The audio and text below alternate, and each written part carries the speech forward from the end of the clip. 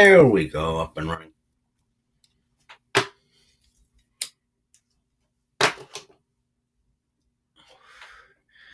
That's good, that's good. Let's make sure that this goes to where it needs to go. Oh, well, I can't share the link like that, now can I? Nope. Okay, well, we'll see if I can do a secondary link.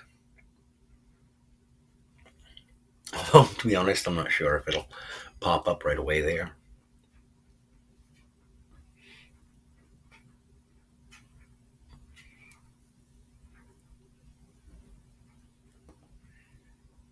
Okay, yeah, it did show up. Good, good.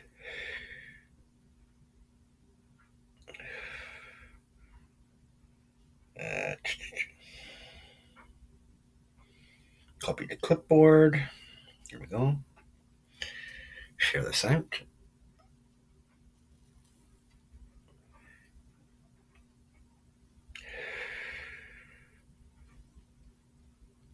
Live streams.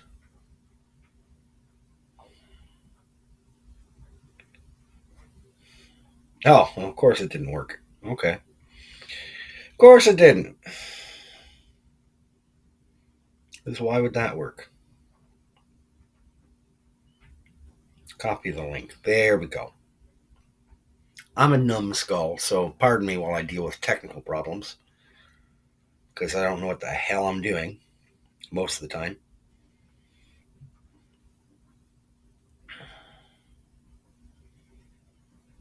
There we go. It would be nice if things worked the way that they're intended to the first time around. But you take what you can get.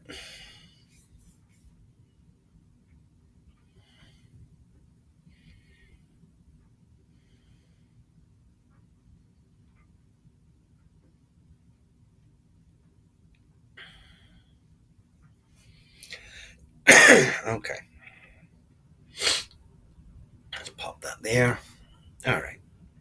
A couple other places I'm going to drop the link to quickly, and then I will dive down into the actual talking material. My apologies for the dead air and for the weight on the front end of this. Just, I'm not most technically savvy, and sharing links out, particularly when I go live, is not something I'm very good at or experienced with. Hello there, Raisin. How you doing, hon? Thanks for popping in. Good to see you here, honey. All right, and one more there. Um, Creator Hub. Why not? We'll go ahead, put this there, paste. There we go. And go back to the general talking rather. Worked the first time, in case you missed when I said that. It would be nice. For instance, I spent quite a good deal of time yesterday recording clips and bits and pieces and segments of video in order to assemble and put together a video for upload on YouTube and Rumble this morning. And both YouTube and Rumble came back and told me the file cannot be uploaded, even though I sat here and processed the video through my video pad editor program. Took like 2 hours to compile and process and produce the video onto my laptop, and then sat here for about an hour and a half, uploading to 99% on both platforms, both Rumble and YouTube, only to then finally get the message, hey, this file seems to be either corrupted or the codec, or it was on YouTube, it said, the codec for this video is not recognized. And on Rumble, it said, the video file appears to be corrupt. But I didn't get this message until it was at 99% uploaded.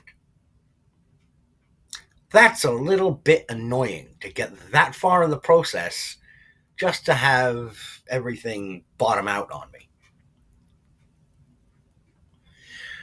And mind you, I recorded these video clips and segments yesterday, sort of as a follow-up to a testing out of Substack Live.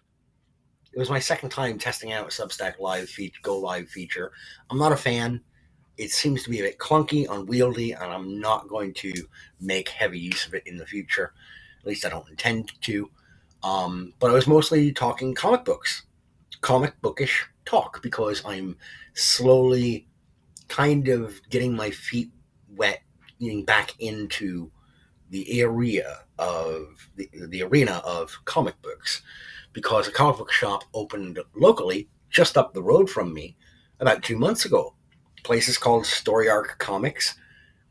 I did a walk through the store. I talked to the owner operator Lee. I asked him a couple of brief questions on camera, got him to talk a little bit about himself and his store and what motivated him to start his own store. But once I compiled the video, it wouldn't freaking play back. It's like, oh, great. Wow, that's useless. Pretty sure I can. All right. Owner and proprietor of. All right. So what I'm going to do is hopefully this will read.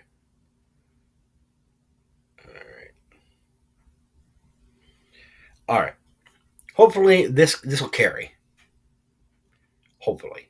And ladies and gentlemen, this is Lee, the owner and proprietor of Story Arc Comics and Collectibles. Yeah. Lee, what's the story with you, brother? Wanted to work for myself for 30 years. Decided last year that, I'm just going to make it happen. So, yeah, I've always been interested in this stuff. So, yeah, this is my baby. And it is quite the sweet little baby indeed. Got all the magic shit here, too. Oh, stop, sorry. Shouldn't be cussing on my own. No, I cuss all the time. Who am I fucking kidding? Yeah, I don't mind. But, yeah, this is definitely, you wanted to work for yourself. And, oh, man, if I had had the money and the drive to want to actually be able to do it myself, I would have fucking loved to have had a setup like this. I realize you got the Boba Fett helmet over there. Mandalorian. Oh, is that Din Djarin? So, yeah, I chit-chatted with him for a couple of minutes. But I had like a 17, 18-minute video showing my, talking about, I've mentioned the comic book shop being close by. So I popped my phone in my pocket and drove up to Story Arc, left it recording the whole time. On the playback, as I was editing the clips together, I sped up the clip so that it wasn't like the full 4.5-minute drive wiggling around in my pocket, so that wouldn't be, just a bunch of dead air and barely movement for people as they're watching the actual video. So I just sped that up. Point being, a lot of effort on my part went into trying to get this video put together, and I don't usually put that much work into just single upload videos that are actually all video. I usually do just a voice recording layered over top of still images. My capacities and skills technically are minimal at best. My equipment apparently is even lower than that. But you work with what you've got. And clearly it didn't work out for me. It didn't pan out for me putting together the video because it won't upload. But I am going to cover a little bit of that material here today during this live stream. The title of the stream today is Your Life is Finite. Beauty is not. This is some more hippy-dippy kind of stuff that I tend to lean into and believe in. It might be termed or dubbed hippy-dippy. But it is something that I absolutely believe in. There is an infinite wealth of beauty in the world available for us as human beings to partake in and to enjoy. But all beauty of an artistic merit stems from the perception of the viewer, reader, player, listener, what have you. Most beauty is subjective. However, I would argue that there are certain bedrock principles that remain stagnant, well, not stagnant, that remain in place regardless of your personal aesthetic preferences and choices. For instance, playing a note in a song purposely off note or out of key, that's an error. Someone may say, oh, well, that's interesting. Interesting is not beauty. Okay? Interesting is not correct. Much like a lot of people have, especially on Substack, been bringing up this, why are there so many rules about how a story should be structured or how a story should flow? You, as the creator of the art, should have full sway and say over how your story is told. Okay, that's fine. But you understand, do you not, that the mechanics of composition have been established for a long time and are the way they are predicated upon linguistic flow, narrative flow, and the general acceptability and recognition of how the mechanics should be structured to effectively and efficiently convey thoughts, ideas, plot, and characterization. There is a specific framework that you can operate within, and you can tinker here and there along the edges and around the margins. Do something unique, do something bizarre, like the gentleman who wrote Sharp Teeth, the werewolf weird dog novel that I read and reviewed not that long ago. The structure of presentation was set in a kind of poetic structure, phonetically and in terms of his how he mapped out the actual text and laid it out. The style was in a poetic style, but it still followed the other strictures and expectations of a narrative story, plot, and characterization. Yes, thank you, Raisin. Precisely. You can experiment with the standard framework and expectations, but experimentation can go too far, and what you end up listening to in terms of music is not so much something, oh, well, it's just too unique for you plebs, for the average person to understand. This is actually genius. Maybe if you enjoy that sort of thing, sure, it's genius. But for most folks, it's unrecognizable noise. It's sound pollution. It's what in Japanese cinema is referred to as ugly sound. Ugly sound or dirty sound. This is a trope utilized in Japanese style horror films, wherein they will have a piece of sort of classical instrumental music playing in the background, and they will sour or in the middle of an extended note that's being held, they'll shift from major into minor key to create a sour note to make the sound upsetting or unsettling, to indicate that something is not right here. Something is disordered and unnatural. So that is done with purpose because it fits the genre of the rest of the presentation. Again, you can experiment and play around the margins. No one's saying you can't. What does need to be recognized, though, by these folks who are a little bit more avant-garde or who want to play around the margins and do something different, you are free to experiment with the mechanics and with the structure all you'd like. But if what you present to me is a destroyed thing, If you're telling me, well, you just don't understand or recognize the beauty of this pile of dog shit on the plate. No, that's a pile of dog shit on a plate. Don't try to sell me on it being something, profound. Please, let's not insult each other like that. Someone will find it beautiful. Someone will find it thought provoking. Fine. But they're going to they have to recognize and accept that there's a huge uphill battle in defending and explaining that piece of art. And a lot of people are not going to go along with them. You cannot force or compel someone to accept your perspective on the matter.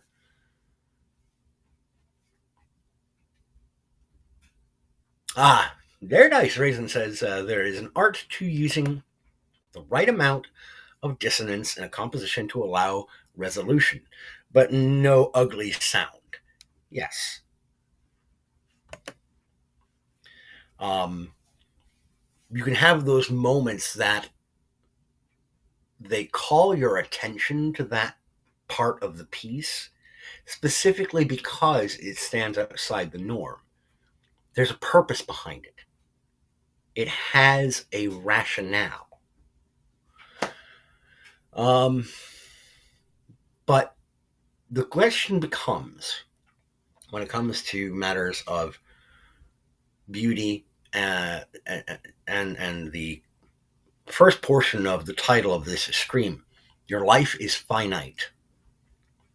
Every human being only has access to X amount of years of existence on this planet. Hold that thought. I'll be right back.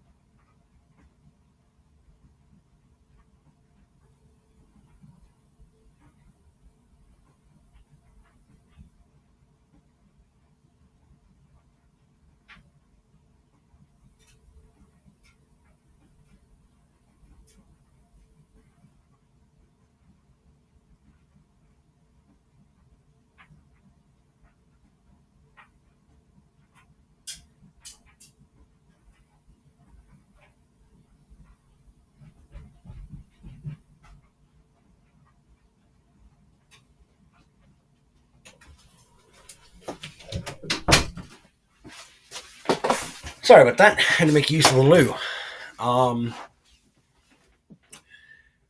Every person on this planet only gets a certain amount of time on this planet, in this life. In this life. I'm not going to go any further into divulging or streaming off into other thoughts philosophically, tangentially, spiritually, talking about that sort of thing. You only get X amount of time. And no one knows how much time we have. Unless you're given a prognosis by a doctor and you're a terminal case, in which case, yeah, you don't have that much time left. But most of us have no idea. I could leave this afternoon to go to work and get into a horrific car accident. One that takes my fucking head right off my shoulders. I don't know. The random chaos of life itself allows for that possibility. I could drop dead of a heart attack right now on camera. We don't know. Given that, we know that we only have so much time that we operate with. Our life is finite. Most people, adults anyhow, are familiar with the concept that they only have a finite amount of resources to expend upon leisure, upon hobbies, upon things that do not ensure their healthy and productive continued day-to-day existence. You only have so much money to go around. Your resources, much like your life, are finite. And you have to be a bit choosy, particularly if, like myself, you're only barely middle class. If you're just getting by, you don't have a lot of wiggle room to indulge in leisure pursuits and hobbies. And I, as I mentioned earlier, have been trying to get a little bit back into comic books. um, Still here as this me. Could get killed by space debris in my home after I hit enter. Exactly. Um, you could get crushed by a toilet falling from a space station. Um, Bonus points to you, Chris, if you recognize the show that's from. That is a reference to a sci-fi network television show that only lasted one full season and one clipped half season before it got canceled. And I actually loved the show. It featured Mandy Patinkin. But anyhow, we only have so much time to devote to these pursuits and only so much money to go around. I've been purchasing ever since that comic book shop opened. Once a week, I go and I pick up another chapter of this series called Oblivion Song by Robert Kirkman and Lorenzo De Felici. They are the creators. It's a limited series. It only ran 36 issues. The entirety of the thing has been collected in chapter volumes for each primary story arc. The show is called Dead Like Me.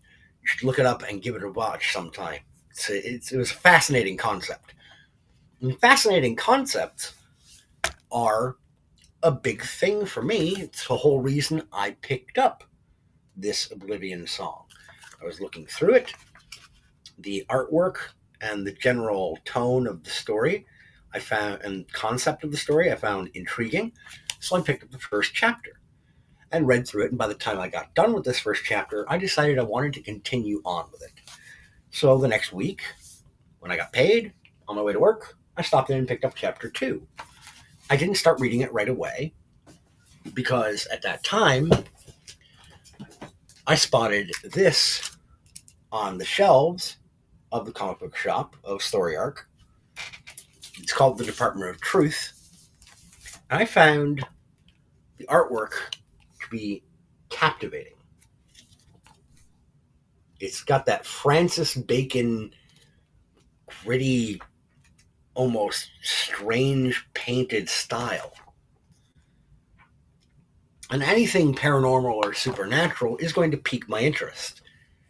Not only did it pique my interest because of the imagery, but then when I started reading it, I thought, okay, it's dealing with kind of pop culture conspiracy theories and what have you.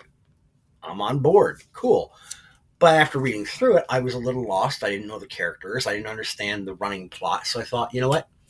I wonder if this has been collected in compilation volumes. And I went on eBay, and thankfully, it had been. And I was able to pick this up, the first story arc of this comic book series, The Department of Truth. And the first story arc is called The End of the World. I did not know that reason. I love the work of Sir Francis Bacon. It's creepy and eerie. It has such a powerful, primal attraction to it. There's something about it that it reminds me of when I was a kid, first reading the scary stories to tell in the dark, the imagery, the artwork that accompanied those short stories and the cover art. Very much that shadowy, obscure absurdity, like an unpleasant absurdity. It was powerful to me.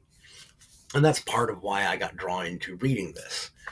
And after reading the first collected story arc, The End of the World, I found the characters and the concept intriguing. and well done enough, or done well enough, that I wanted to continue on so I can get caught up to the single issue floppy that I had picked up. So I did order the second volume compilation off from the same seller on eBay. This story arc, The City Upon a Hill. I haven't started reading this yet. I'll get into it probably later, much like I have to finally get into chapter 4 of Oblivion Song, which I will. Hit like Pessoa, like someone else got it.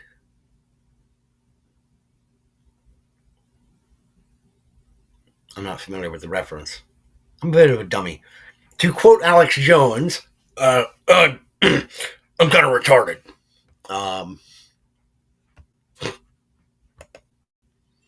I like to downplay my own capacities. That way, I'm never disappointed when I do fuck up. Damn it. That keeps going down. Alright, let's get this microphone checked back into proper level. There we go. It fluctuates. It automatically kind of slides down for some reason. Gets quieter and quieter. But I only have so much money that I can spend on this hobby. I only have so much expendable money. I don't have a great deal of it for several reasons. One, my wife and I, we've got 4 kids at home. We wanted this sized family. These were conscious decisions that we made as a couple and as a growing family, that we wanted to have these kids to raise, to love, to cherish, and to develop into the world as new essences and personalities, to hopefully improve the state of the world going forward, to enrich the lives of their fellow man. And by man, I am using the term broadly to mean all mankind. It is my hope, my aim, to develop my children into the kind of thoughtful, meaningful, and capable people of how that they'll be able to improve the state of the world in which they live, even if it's only marginally. I will have done my part as directed by God. The Book of Disquiet by Fernando Pessoa. I don't think I've ever heard of that. Hit me up on Discord later, Raisin, to send me a link if you would. I'll look that up. So I'm fairly certain I'll be able to find it on one of several book selling sites that I utilize and services that I utilize frequently. But in terms of cost, this first volume of Oblivion Song, the first story arc is only $9.99. It's $10 in tax.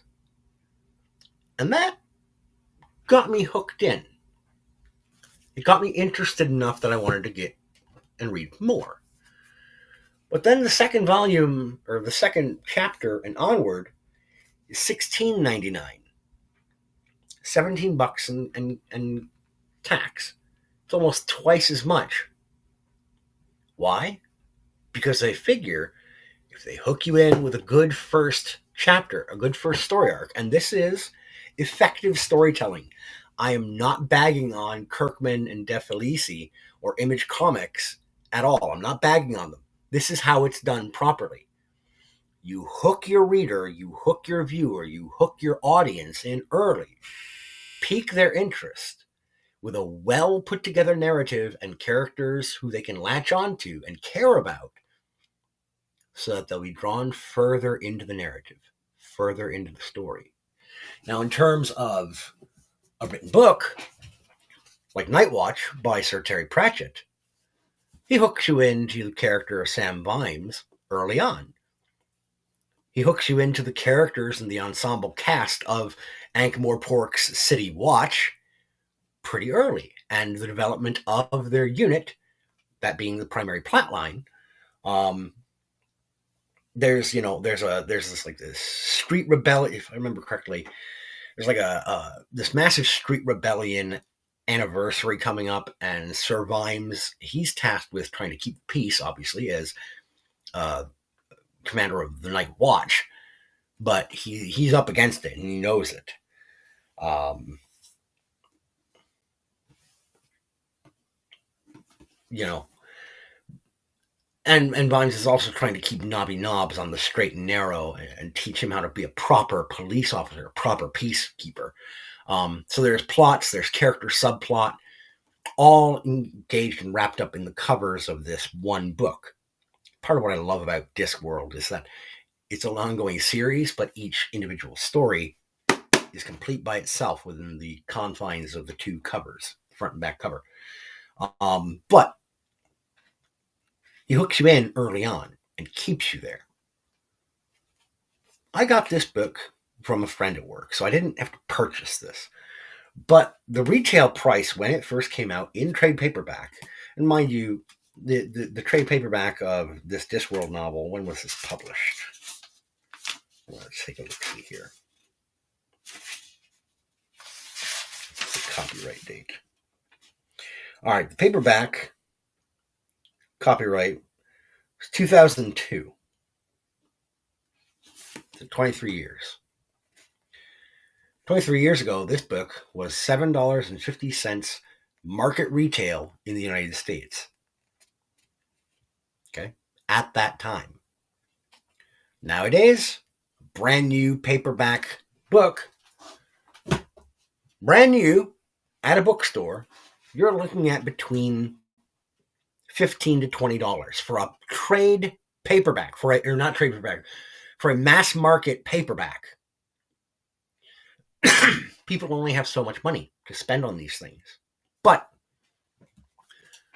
for this, you get the entire story in one book. All right? Unless it's an ongoing series, and then yes, you're going to have to purchase more. But for a single serving story that gets you everything you want and that you need as a reader, as someone who enjoys fiction, enjoys the art of the written word, there are plenty of single stories that you can enjoy out there, that you can get. And it's beautiful, it's thought-provoking.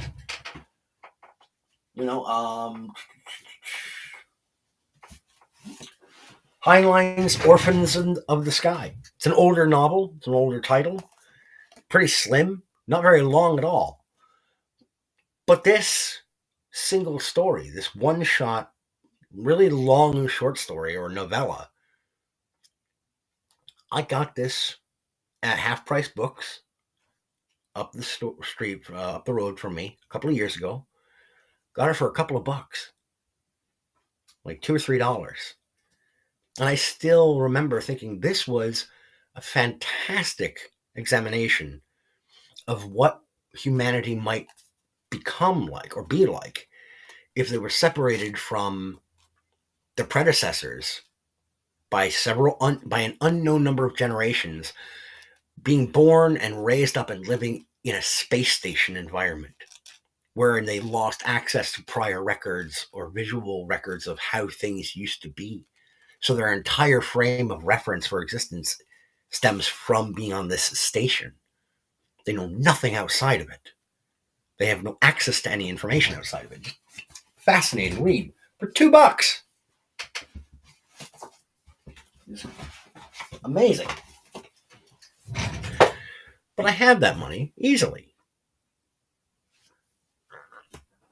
However, when it comes to this series, Oblivion Song, the whole set is here. I didn't buy it all at once, though. I buy it one chapter at a time, one collection per week, because I don't have a great deal of money to spend at any one given time because I've got obligations and responsibilities as a father, as a husband, as a homeowner. I have responsibilities. I only have a finite amount of money to spend on something just because I want it or enjoy it. And I only have so much time to spend actually indulging in reading these things. I could be reading it now instead of being here on this live stream. But here I am. I am responsible for choosing what I spend my time and attention on. There's no one to blame but me. There's no one to thank but me. But can I justify the overall cost of that entire series? I can justify it to myself. But there are other people who would say, well, that was a waste of money. Why would you bother with the current state of the comic book industry? It's a fair question. And there may be people who have read Oblivion Song and found it either not to their liking. I don't know yet because I haven't finished it. In terms of was it worth what I paid for it, I'll let you know when I'm done with the series and I do a full review of it.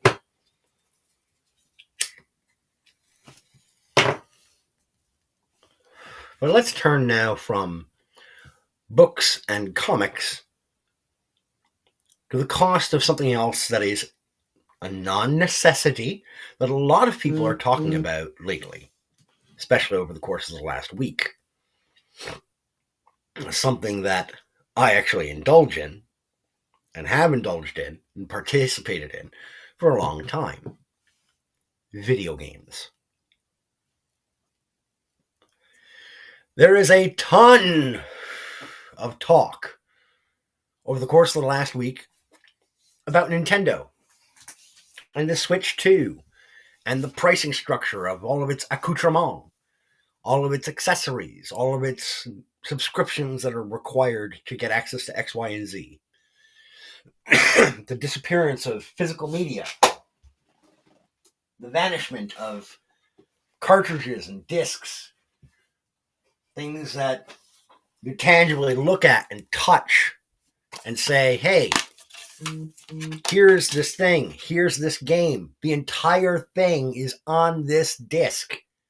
The whole game.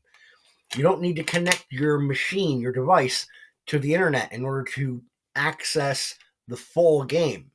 No, it's all right there. And by the way, this is another thing that you don't see anymore. You don't see actual instruction manuals complete with, tips and tricks and how to play and breakdowns and imagery from the game, character mechanics and backstory. You don't get this anymore. This is MS Saga, A New Dawn for the PlayStation 2, Bandai Namco. Case is not in the best condition, but it was a Gundam game. When I was younger, I thought it was fascinating, so I grabbed a copy of it, and I never ended up fucking playing it, but for maybe 2 or 3 hours. But anyhow, Chris says, I bailed on consoles in 2008 and rarely game these days. If I do, I use Steam. Yes, a lot of people are using Steam, particularly folks who are short on time to indulge in gaming. Particularly true of Chris and I. We're both parents with young kids, so our access to time to sit there and play video games is not a lot. So Nintendo taking the bold step forward of their next system is not a gigantic leap forward in terms of capabilities from a hardware perspective. I'm not very tech savvy, but I have listened to several people break down the specifications of the Switch 2 and what it will be capable of and what kind of games it's going to be running and what its initial outreach of games is going to be. It's not that impressive. It's really not.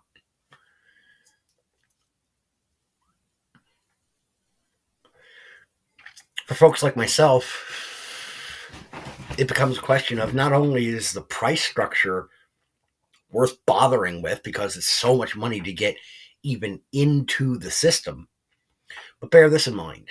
There are other options, and this is a hobby. This is a leisure. This is not something that you need to pay into if you want to partake of it. There are other options. With comic books, you have other options. You have manga. You have regular books. You have webcomics. There are options, each one with its own price structure, its own cost structure and benefit structure.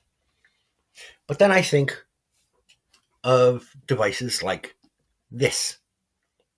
This is my Anbernic 35XXH. And I've been enjoying the hell out of this thing since I got it. And I know that I will possibly get naughty points thrown at me by the folks at Nintendo for this, but I'm currently playing Metroid Fusion from the Game Boy Advance on this device through the use of RetroArch, which is the primary operating system of this device. Let me close this out, actually. The Anbernic. Yeah, it's a handheld. Raisin says it's a handheld if you want the best graphics, get a computer. True. Or a Steam Deck, which is a handheld that can handle a lot of top-end games on the computer. You say the kids have a Switch. My oldest kid has a Switch as well, my daughter. She mostly plays Mario Kart 8 and Animal Crossing on it. Because I can't afford to pay for a bunch of cartridges for her. That, and she doesn't play it enough to justify that. And she doesn't beg me for new games.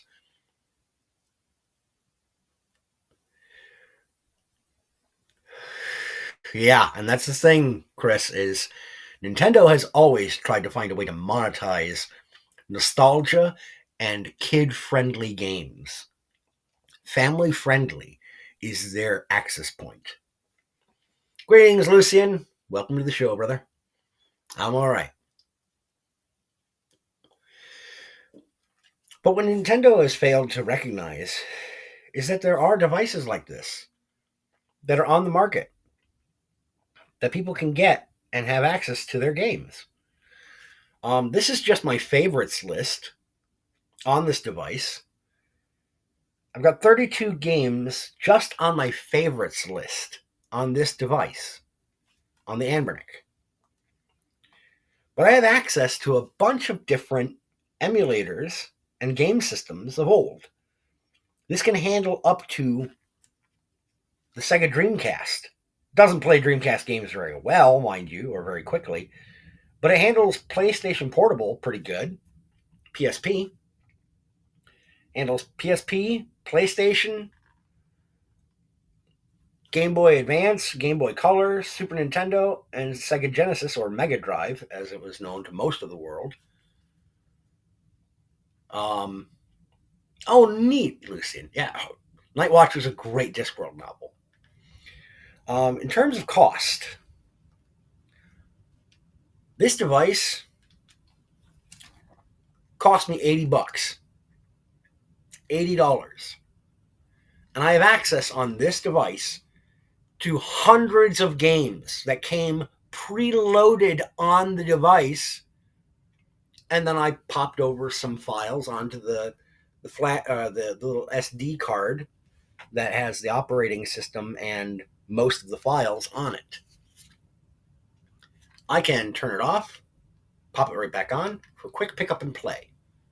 As long as it's charged and it's turned on, I can jump in. Okay, I'm right now on the menu. Let's just take a look and see how long it takes me to get back into Metroid. Go through my list, turn it on, open, load my game, boom. I'm right back where I was. From the menu to where I was last in the game. And it took me no more than a minute. Pick up and play. And I can put it in sleep mode again to save battery. Crystal Chronicles, we all needed handhelds, special connector cords. Yeah, for family-based multiplayer, On a handheld, you are dealing with a lot of nonsense because everyone needs their own unit, their own copy of the game. Some games you can get away with only using one, like the Legend of Zelda Four Swords. You only had to have one person had the actual cart in their Game Boy, and you used the 4-way connector cord hub in order to get everybody else to play at the same time. That was kind of neat for its time. Point being, Nintendo is, for the Switch 2, looking at having games come out at launch for $80. Guys at Nintendo, a word to wise. That's all I paid for this entire device. It is a handheld and it is portable, much like your Switch and your Switch 2. Unlike your Switch and your Switch 2, I don't need to have constant internet access in order to play my games. The games are already on here. The downside, they're all digital.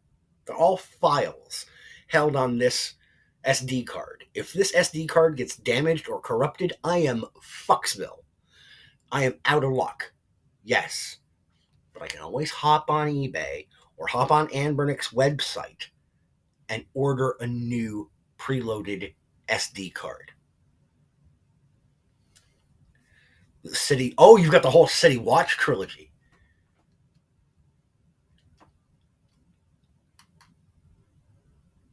Neat.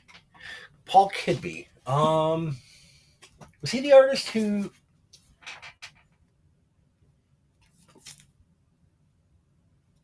did the cover for this one?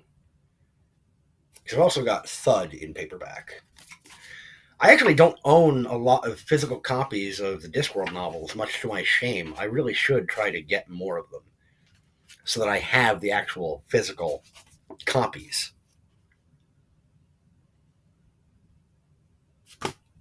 I do need to get down to half-price books and get more physical editions of the Discworld novels. That drives me a little crazy that most of my Discworld collection is digital. I only have like 3 or 4 of the actual physical Discworld novels in paperback. I really should try to get more of them. And again, that's going to cost money. Money being finite, much like the time I have in this life. But that is an investment of expendable money that I'm willing to indulge in. I only paid $80 for this. I am going to get thousands of hours of gameplay time out of this little device, and it only cost me $80. True, I can't play the newest, the latest, and greatest as they come out in terms of video games. I don't need to, because my time has always been finite. I've indulged and engaged in other things throughout my life, like being a father, working a regular job, being an author, reading, writing, watching television and films, being a husband, being a partner to my wife. These are things that have taken time and taken effort, of which I only have so much to give. There are some beautiful games out there like Black Myth Wukong and Stellar Blade, just to name 2 of the most recent successful gangbusters titles that have come to the market and have been enjoyed by most people who have played them. But I'm probably never going to play those games. I don't have a machine or a rig that can handle them. That's okay. I love that other people have the time and the available effort to put into playing those games and getting back to the rest of the world and telling them how they were.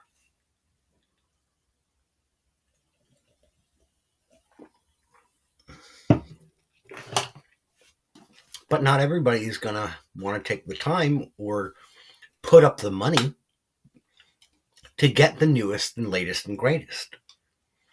They just don't. Not for something that is not a necessity. If I have to choose between paying an extra $20 at the tail end of my grocery bill to make sure that all 6 of us in this house, 7 if you count my father-in-law who lives with my wife and I and our kids, there's 7 of us in this house. If I have to pay an extra $20 to $30, tack that on to the end of my grocery bill to make sure everybody can eat or that everybody has access to the things that we bring into the house when we go grocery shopping. Or I can get myself a new book that I've always wanted. I'm going to put the money to the grocery bill. If I've got $5 to set aside after all that, I'll set that $5 aside and I'll stash it up over the course of a month, $5 each week until I've got that $20 set aside to buy that book that I want. Because even though my money is finite, my resources are finite, I am responsible for setting aside the money if I want that shiny new thing. There's no one else to blame for it but me. If that book or if that shiny new thing is priced to a point where I can't get it right now, I might decide to set aside for it. If it's that worthwhile to me personally, is the Nintendo Switch 2 going to be worth it? Not for me, and not for most parents, not for most people who have a family who they are responsible and answerable to. I am responsible for the well-being of my children and of my wife. I am responsible for providing for them.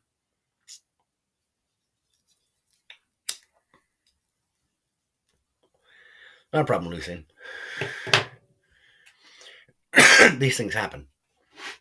So when Nintendo comes out and says to the market, hey, games for our next system are going to range between $70 to $115.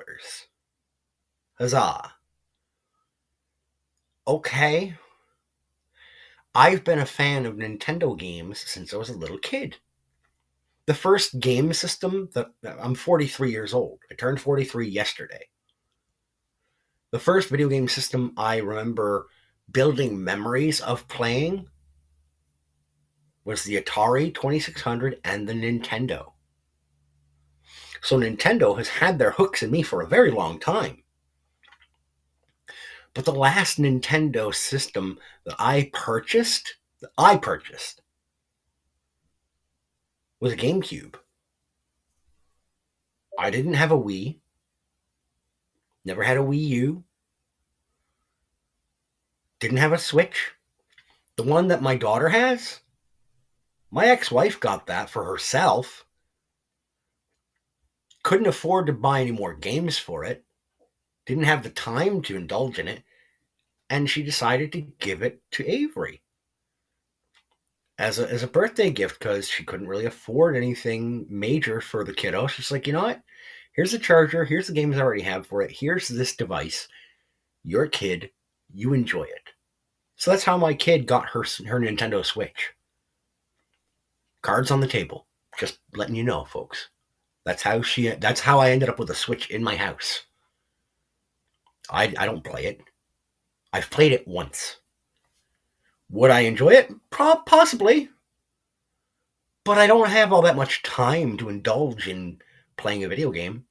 That's why these little retro devices, these pick up and play handheld retro devices, are ideal for somebody like me.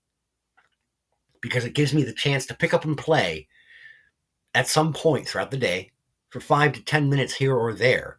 And I can go back and enjoy all the hundreds or thousands of titles that I never owned when I was younger. Never had a chance at. Now I get to finally experience them in little tiny chunks as I have the availability. And I only have those tiny chunks of availability because my time, attention, and effort is required on other responsibilities. My life is finite. My resources are finite. the fun and entertainment and thought provocation that can be generated from those older games is infinite. That beauty is not finite, but I can only indulge in so much of it. Nintendo does not understand this concept. A lot of companies don't, especially video game companies, do not understand this concept because they operate on the notion that they have to keep up. They have to always worm their way into the largest market share that they possibly can, get into as many homes as they can, sell as many units as they can, get as many copies of their products and intellectual property into as many homes as they can, and then push further, and push further. Well, there comes a point where there is a limit to that, and everyone recognizes it, and they get pushback. Thus far, there have been two primary camps of people responding to Nintendo's pricing structure moving forward and to their decision to move to digital titles. The two primary camps have been Nintendo kids who, if I was a single guy with no kids of my own, if I had no obligations or responsibilities as a family man, I probably would be a Nintendo kid. Exactly, Lucian. I'm going to highlight that. Because when you build for everyone, you build for no one. This is a concept that is also put brilliantly by Syndrome in the Pixar film The Incredibles. When everybody's special, no one will be. Which is itself a derivation of a quote by General Douglas MacArthur. When you try to defend on all fronts, you defend nothing. It's just the truth of it. You only have so much capacity. When you try to push out to everywhere, eventually, the people you're pushing on to buy your shit are going to say, no, I don't need it. I don't want it. And I'm tired of what you are offering me being used as a cudgel against my way of life and my perspectives, because that's what a lot of this stuff ends up being. It ends up being used as a tool of ideological impairment.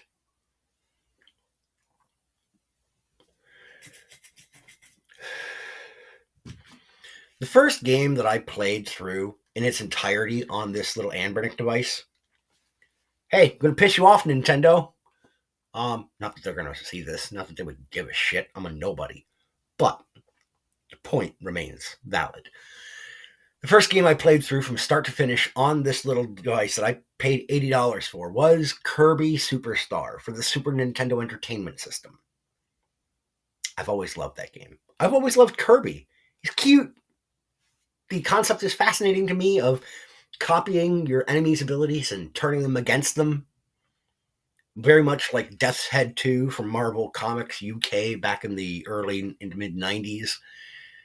His primary operation system, he was a cybernetic assassin who utilized something called a siphon configuration, where he would adapt the powers and abilities of his enemies, his targets, and turn them back against them. For instance, in a Marvel What If, they posited what would have happened if Death's Head 2 had faced off against different Marvel characters without having absorbed the personality matrix of the first Death's Head assassin or mercenary. Well, Death's Head 2, without that personality matrix, turned into a complete psychopath. And he turned Johnny Storm, he turned his flames against him. He removed the self-defense mechanism of Johnny's mutagenic adaptation so that the flames he turned on burned him alive. And he asked, well, how much would you enjoy your flames if you were the target of them?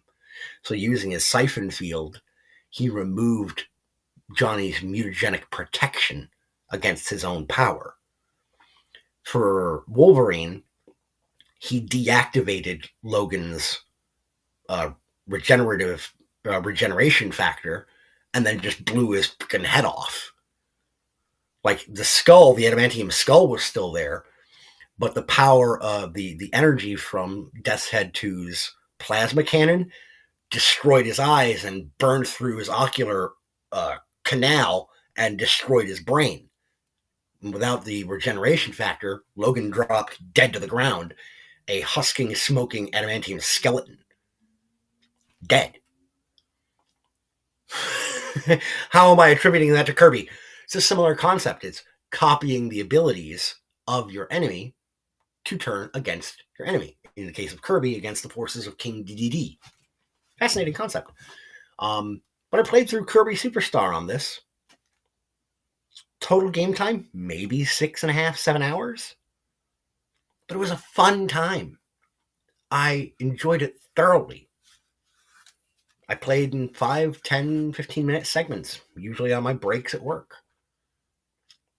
But then I have a whole bunch of other games to play and indulge in on this one device that cost me the same amount of money as Nintendo is going to be asking for each individual title for their next generation system. I only have so much time. I only have so much money to engage in the beautiful works that Nintendo puts out there. Okay? Let's shift perspective. I talked a little bit about a lot of games being used as ideological cudgels. And there are a number of people who would bring up Concord, who would bring up Skull and Bones, who would bring up Dragon Age the Veilguard. Games that cost a ton of money to make and that were brought out to market and completely fell short of sales expectations because people had come to recognize a certain amount of ideological slop and skullfuckery that had been layered into these products. And people were like, oh, wait, I'm going to hold judgment. I want to see somebody else play this first, or I want to wait to hear from people who I trust. They're going to be willing to bite the bullet and engage in playing this game. And I'll see what they have to say about it. I'll watch their gameplay. And I'll judge for myself if I want to indulge in this product or not. And the reason why people have taken to trusting individual content creators on places like Twitch and YouTube and Rumble and holding off and waiting until they make those purchases for themselves, they've come to that point because they no longer trust video games media and video games journalists for their take on these things, especially the folks like at IGN, because every time they turn around, there's this vast rift, this schism between the thoughts and perspectives of the games media pro journalists versus people who actually play the games as enthusiasts and hobbyists on Twitch and YouTube and Rumble. We trust the opinions and the takes of the people on Twitch and Rumble and YouTube way more than we're going to trust the thoughts and perspectives and opinions of the people at IGN and Kotaku, because those people, we understand, are granted early or immediate access to the games, and it costs them either nothing or next to nothing, and they get to benefit and profit off of writing up articles and giving their takes on it, whereas the people on Twitch and YouTube and Rumble, they're not necessarily automatically going to see a payday for giving their take on a game. They may in the form of super chats or channel memberships and subscriptions or Patreon, But that's all at risk. There's no guaranteed payday in it for them. But they're doing it because they love video games. They're doing it because this is a hobby, this is a pastime, this is an indulgence, a leisure activity that they are deeply personally invested in, financially, ideologically, personally, and artistically. This is what they do. They have for years taken their limited, their finite financial resources, their finite time resources, and they have invested that money and that time in this particular hobby, this particular leisure activity. That's a certain amount of investment that makes me as an individual say, they have something on the line when they come out on Twitch or on Rumble or on YouTube and they say, here's my impression, or on Odyssey. I keep forgetting Odyssey and BitChute, and I'm sorry about forgetting to include them. I really should include them. The point being, when those individuals, those independent voices take the opportunity to say, here's what I came away with, here's what I ended up thinking about game X, Y, or Z, I am personally much more inclined to believe them and their take on it, as opposed to some staffer at IGN who's getting a paycheck anyway. They have a lot less at risk by putting out their personal thoughts on a game than the single channel producer who maybe live streams in multiple places at one time, but their livelihood could get yeeted in a moment's notice. It's why people like Hypnotic and Smash JT are, for me, infinitely more trustworthy than the folks at IGN or Kotaku. Because those outlets don't have nearly as much at risk as the individual independent creators. Their resources are not as limited. Yes, they are finite, but they're not as finite or dependent.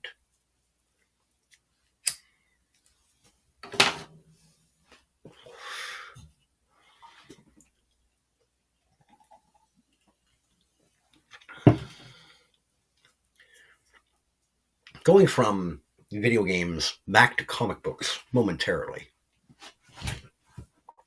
I have yet to personally indulge in or hop onto any Kickstarters in the comic book arena as a Kickstarter or GoFundMe backer for any comic book project, because I've only just, over the last couple months, started getting back into comic books. And I say getting back into it because I did at one time have quite a few comic books back when I lived in New York. But when my ex-wife and I divorced and I moved out here to Minnesota, I left all of my comic books behind. I didn't care. Didn't give a shit. I left them behind. Largely because none of them were in good enough condition to really be worth anything. I bought comic books not as an investment vehicle, but because I enjoyed the artwork and I enjoyed the story and the characters that I indulged in. Ghost Rider mostly, Doctor Strange, Werewolf by Night, the Darkhold Redeemers, Blade, Darkhawk, Constantine, not Constantine, but Hellblazer, the early days of John Constantine's character, Hellblazer. That was the stuff that I really enjoyed. So that was the stuff that I bought. Occasionally Swamp Thing, when especially like the annual specials that Marvel put out. Or not Marvel, DC. Those were purchases I made when I was younger just because I was a nerd and I wanted to have them. I wanted to indulge in those stories. Again, probably shouldn't have done it at the time, but I was young and didn't know what the hell I was doing.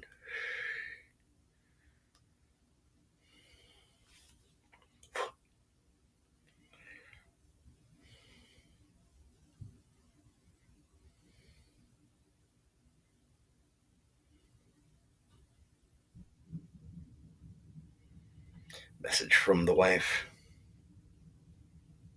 All right.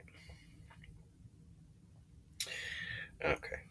By the way, for the folks who are here on Rumble, um, there's only a couple of you, and it keeps fluctuating up and down. But I want to say thank you um, for taking the time to actually pop in here and listen to an old man grumble and groan and complain about things like having a finite amount of time and money to indulge in hobbies and pastimes and leisure activities versus the infinite amount of material that there is to and beauty that there is out there to indulge in. So I thank you for taking the time to sit here with me rather than going and watching or listening to the much more popular Rumble productions that are currently streaming, like the folks over at either Steven Crowder or Tim Pool or Russell Brand or the folks at Side Scrollers. There's only a couple of you here, and I appreciate that you have chosen to take the time here with me rather than with those much larger operations. So my thanks for that.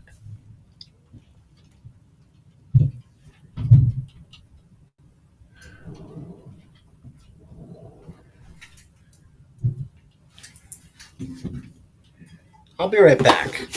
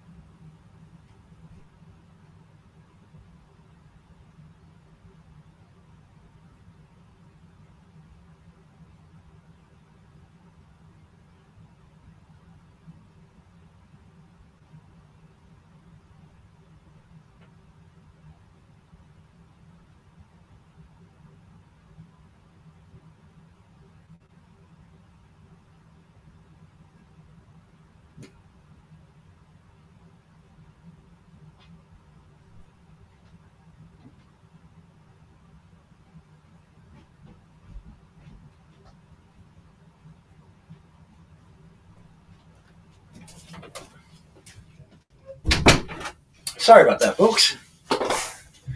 Belgian Dan, lubricated, medicated YouTuber.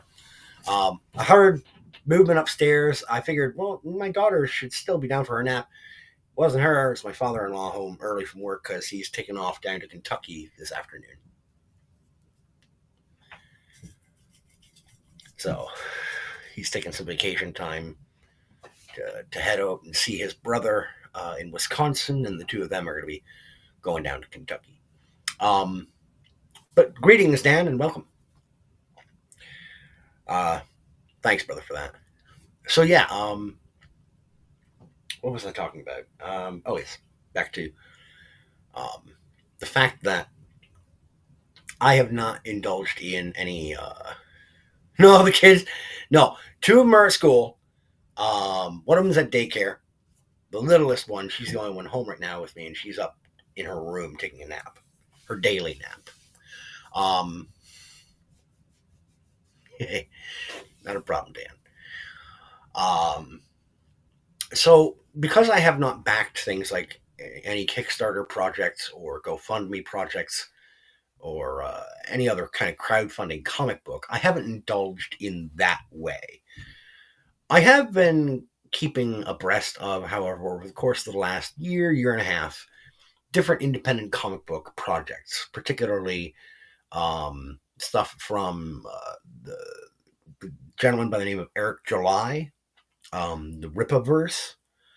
I have heard and seen a lot of hay made about Ripaverse comics.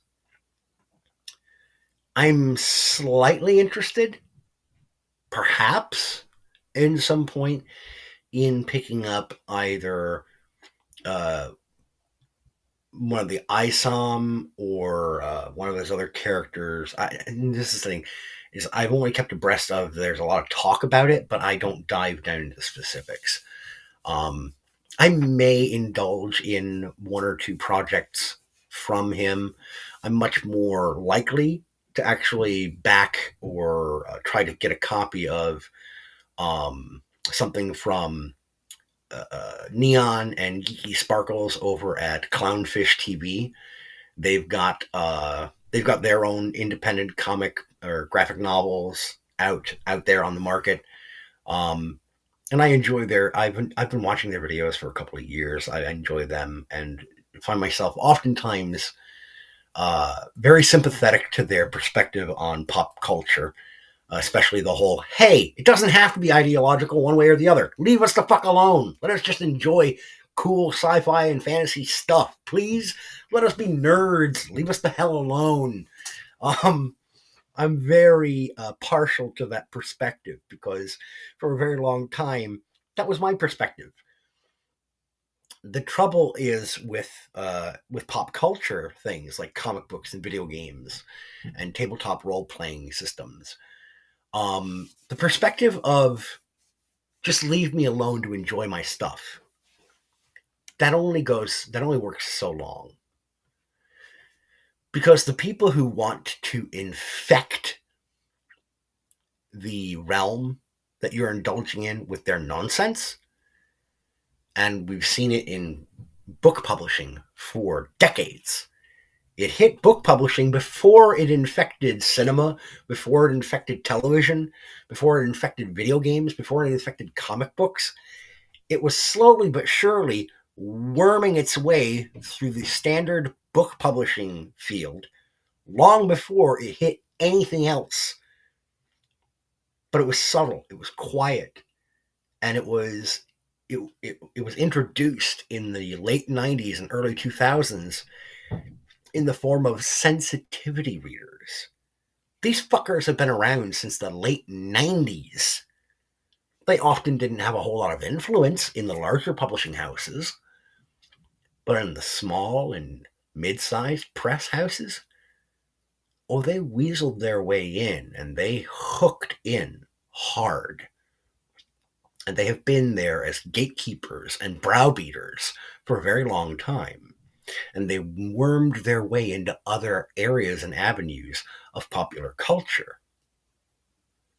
They wormed their way into comic books. They wormed their way into television. They wormed their way into film. And finally, they wormed their way into video games. Gamers, however, for a long time have operated on the premise of pattern recognition. Ask anybody who's played a classic Mega Man title, and they can tell you how they beat Metal Man or Aquaman, not Aquaman, Waterman, or how they beat Guts Man, or how they beat Nightman in Mega Man 6, or how they beat Top Man in Mega Man 3, or Shadow Man in Mega Man 4. They'll tell you the pattern. They can tell it. Many of those older gamers, they can tell you, well, yeah, you start off on the left-hand side, and Woodman, he does this thing where he throws his arms up in the air, and then he leaps all the way in an arc across the room. You just need to slide underneath, turn around, fire off your Mega Buster once, then run to the right, jump over the leaf shield rotation that he throws at you, and then unleash another Mega Buster. You can beat him without using Blade Man's or Flame Man's power. They know the patterns. They recognize patterns. So when the ideological Cenobites of the ideological progressive left started infecting their games with specific messages of a socio-political nature, they recognized, oh, you've done this before. I recognize this. And here's how I can counter that. Lucian says, Kami's main tactic is the long game subterfuge. Then they went against the main hive of autists. Yes, it's the whole long march through the institutions thing. But the thing with gamers, with video gamers, is the whole premise of a video game from way back in the Commodore 64 and 8-bit Nintendo era is patterns. You had to learn and respond to and react to patterns in enemy behavior. Even the most advanced current generation video games, the enemy figures in the games are programmed with a set parameter base of maneuvers and tactics. And through repeated play, you may die over and over and over and over again. It's the whole premise upon which the Dark Souls games were predicated, is the enemies, the bosses behave in X, Y, or Z pattern. They are within a certain confined space of a battle arena. Here's your abilities and your capacities, your stamina, your weapon reach, the collision detection boxes. If you recognize the movement and attack patterns of the enemies, and through repeated failure, you come to recognize what you did wrong, how you beat your head against a wall repeatedly, dying over and over again. But you can learn to adapt because it's a game. It is a video game. The way you win the game is to recognize how the opponent behaves. It's not much different for the ideological whoremongers who are trying to preach their way of life and their perspective sociopolitically and ideologically. We have begun to recognize the avatars and the traits that they incorporate into their primary character base, into their plot structure. We're starting to recognize it before it even hits the market, and we say no, and we reject it.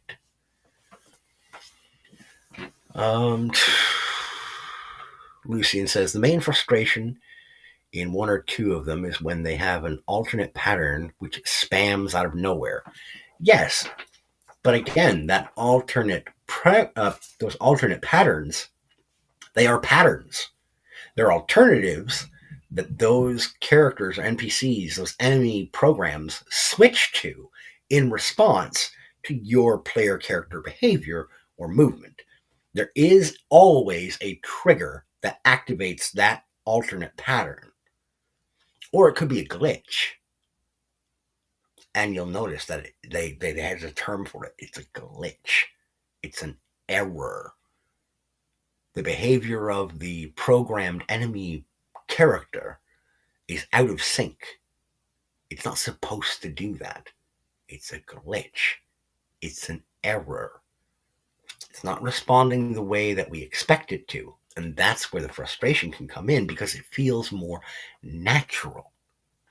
Almost like a human opponent that can adapt and adjust on the fly.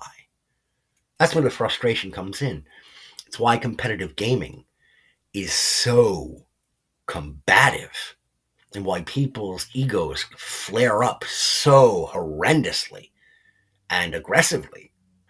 It's why in, player lobbies, when you've got voice on, people get so heated. It's because you're not dealing with a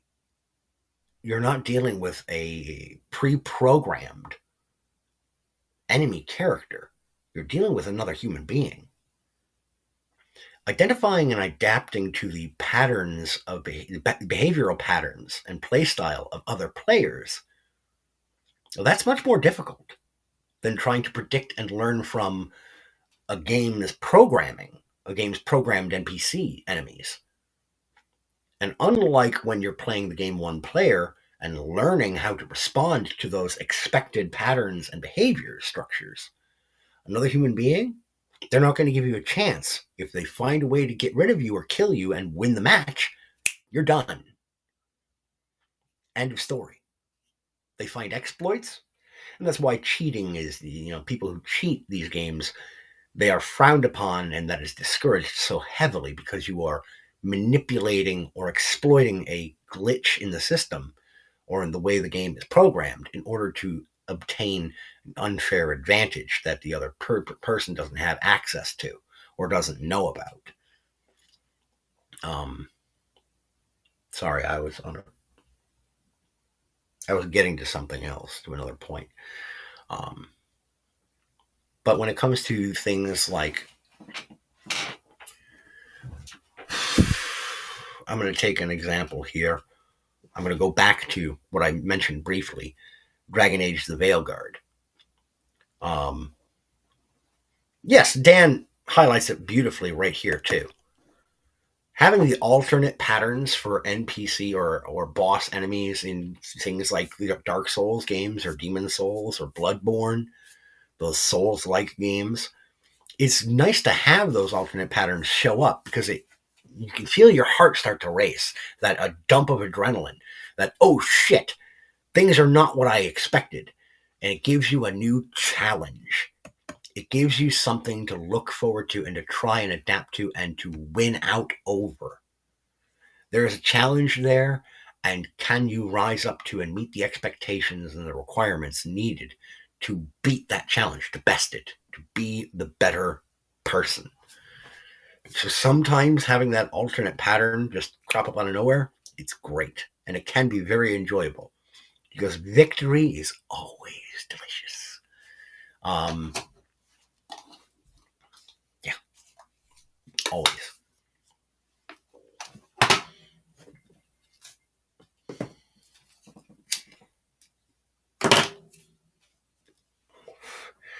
Now, will we, as individual persons, as independent human beings, those of us who have access to the resources to potentially consider picking up the Switch 2 or other systems and games on things like the next PlayStation system or the next Microsoft system, or games on Steam or other PC platforms. Will we continue to indulge in these games? I mentioned Veilguard. Veilguard was used as a ideological cudgel. There are socio-political concepts and precepts that are unavoidable in the way in which that game was written, programmed, and designed. It was structured in such a way that a highly dislikable character, an extremely, profoundly unlikable character, was central to the narrative of the game. A good story can have a very unlikable character in it, and they can even be integral to the plot. This is true. You, as a member of the audience, can choose to set aside that game if the character disrupts your ability to enjoy the rest of the material.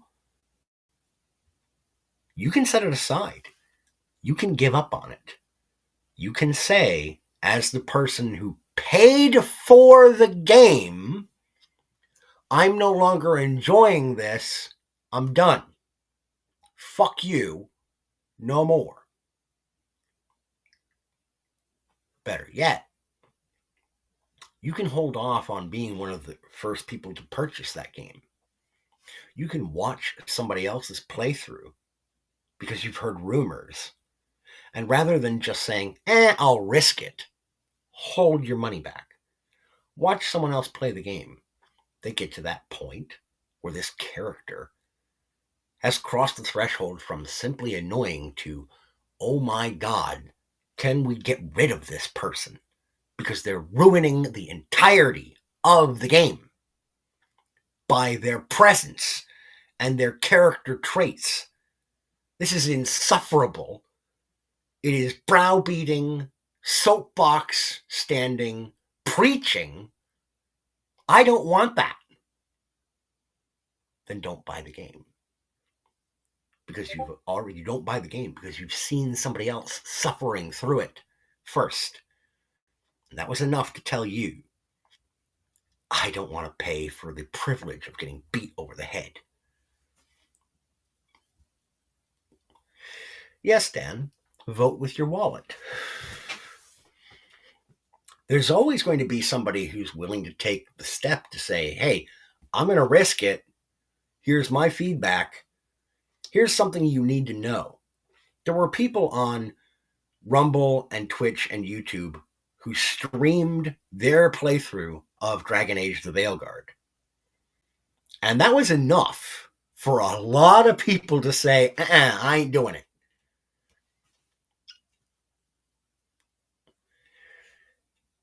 Yeah. Yes, Lucian.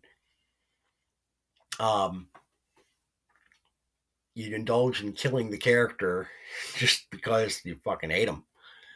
And you don't want them to continue on. You'd rather they fail.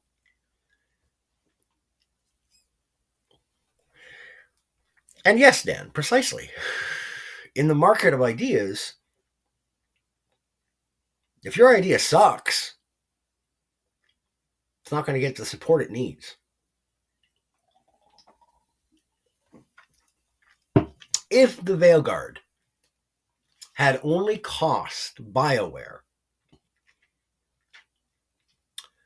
$50 million to make, and if they'd made it in a couple of years, and they came back out and they sold, let's say they sold 1 million copies, they recovered their cost.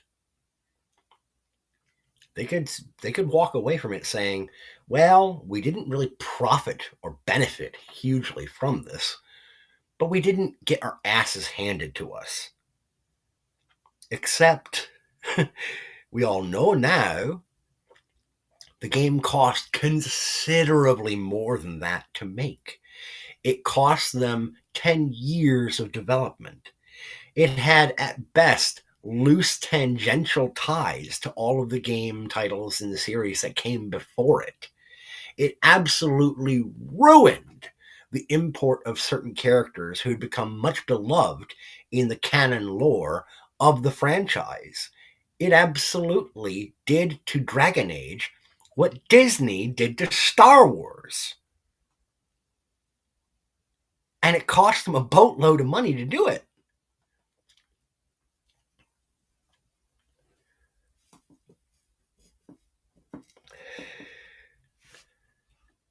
BioWare has finite resources. I know I keep banging on this point, but I'm going to bang on it because it's the theme of this stream. BioWare has a finite number of resources. EA, that owns BioWare, has a finite amount of money to spend on these projects and on this studio. They didn't make anything beautiful. Maybe visually it was impressive. There are a lot of folks who actually enjoyed the visual aesthetic of the Veilguard. I'm willing to admit, from the couple of folks who I watched like half an hour's worth of them streaming the game, that visually, I thought the aesthetic was kind of neat. I enjoyed it. But then again, I also was an early adopter of the visual aesthetic of Borderlands, that cel-shaded animation style. I really liked it. At the time, I was in the minority of people willing to say, I enjoy this visual aesthetic. I think it's kind of neat. A lot of people didn't care for it. But a lot of those people who didn't care for it also weren't big supporters of Jet Grind Radio or Jet Set Radio on the Dreamcast, and I absolutely adored that aesthetic. Golden Goose. The Goose would, I think, be more effective there, because Goose only lays that golden egg once in a great while, and that was much the case for BioWare. But they absolutely killed Dragon Age. They murdered it. In the name of what? An ideology that represents a very, very small percentage of the population. Now, do those people not deserve their own stories? No, I didn't say that, nor would I ever. Because everyone deserves to have their story.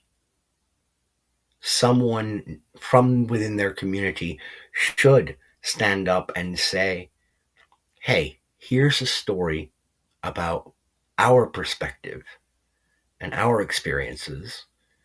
And I'm going to wrap up this set of ideas into this story and present it to the world.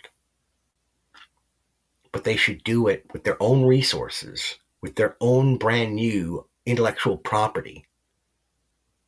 And they should let it stand on its own two legs. As much as everyone has loved bilking on and pounding on and making fun of Dustborn, as much of an absolute tragic failure of a game as that it was, or is, part of the reason that it doesn't get as much anger and as much hatred as Dragon Age the Veilguard is because Dustborn is its own unique, brand new intellectual property. Yes, it's a bilge pile of propaganda that was in part funded by taxpayer money. That's a whole other story. That's a whole other can of worms that everyone that's already been done to death. A lot of people have already examined that and talked about it, drilled down into it. That's a dead horse. I am not going to be able to present anything brand new in terms of that. So I don't need to dive down into that. But part of the reason why it doesn't get as much hate as Dragon Age does is because, like I said, Dustborn was its own brand new thing. It was made by a bunch of ideologues to propagandize on behalf of their ideology. They paid for it with our money, yes. That's an issue. That's a problem. The public should not have been paying for that in any way, shape, or form or percentage. The people who made that propaganda piece of shit should have paid for it with their own money out of their own fucking pockets. But commercially, it was an absolute abject failure.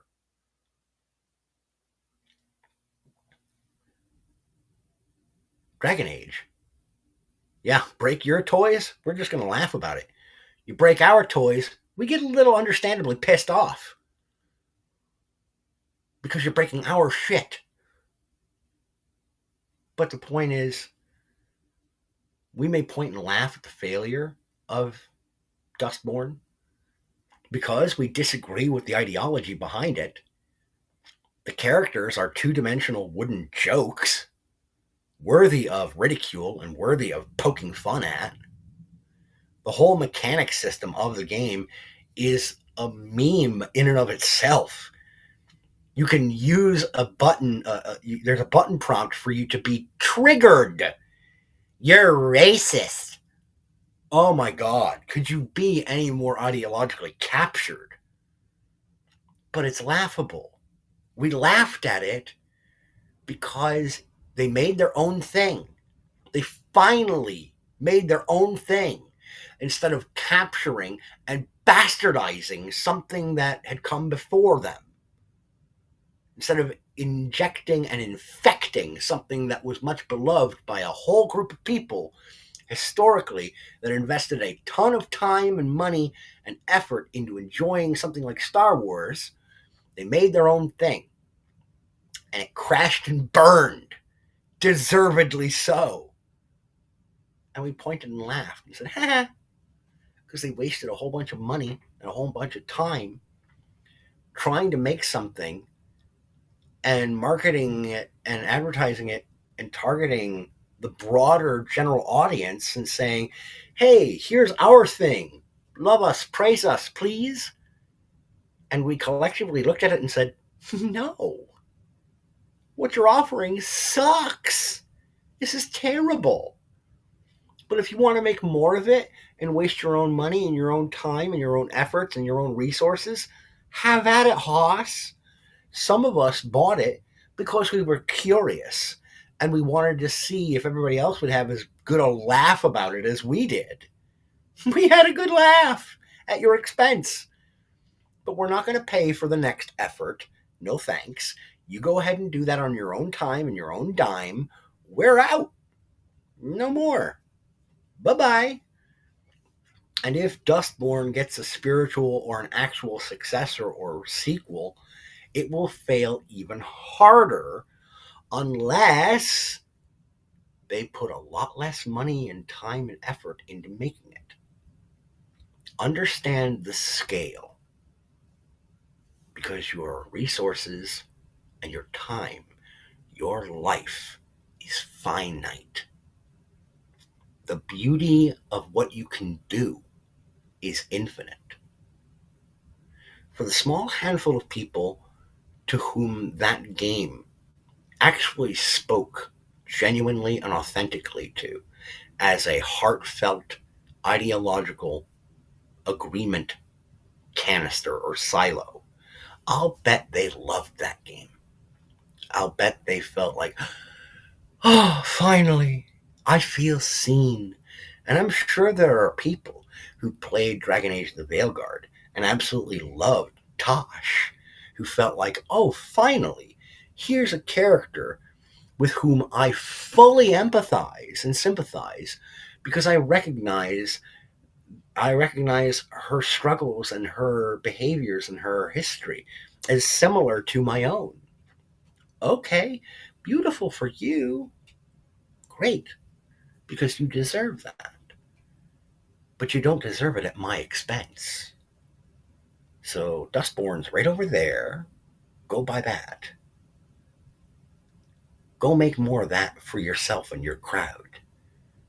And leave our shit, the rest of us who enjoyed what Dragon Age was before all that, leave it the fuck alone. Dan. Nice. Pet peeve was the Syndicate reboot. While the gameplay was relatively okay for the genre switch, they didn't even carry over a fraction of the narrative dystopian darkness they should have. I'm not familiar with Syndicate. Something I should probably. You could probably link me to that later on via Discord, Lucian. And Dan, I don't even know the full story of Dustborn in terms of the game itself. If it's that bad, I should take a look into it and dissect it. But anyhow, I am going to get going, guys. It is about time for me to get the little one up from her nap so that I can get her to lunch and get going with the rest of my day. I have to get my own work lunch prepared and set aside. I've got some other things around the house that I got to get done. But I have enjoyed this time that I've spent with you. Kind of being all over the place, talking comic books, going from talking about this nerdy shit that I love to this nerdy shit that I love to this nerdy shit that I adore. Absolutely. Always great to indulge in those conversations with you folks. But yeah, that's going to pretty much do it for me for today. Tomorrow morning, I may be back on again. I may be indulging in a Storyteller's Corner presentation. I'm not 100% sure yet, but it would be right around the same time, probably around 10 a.m. if I end up doing it. I'll let you guys know via links as soon as I get going, as soon as I can. But for now, I'm going to go ahead and leave it there. Ladies and gentlemen, thank you for tuning in. Thank you for listening.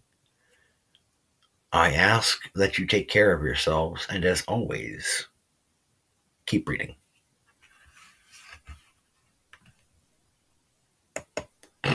Dan, buy my book. Yeah.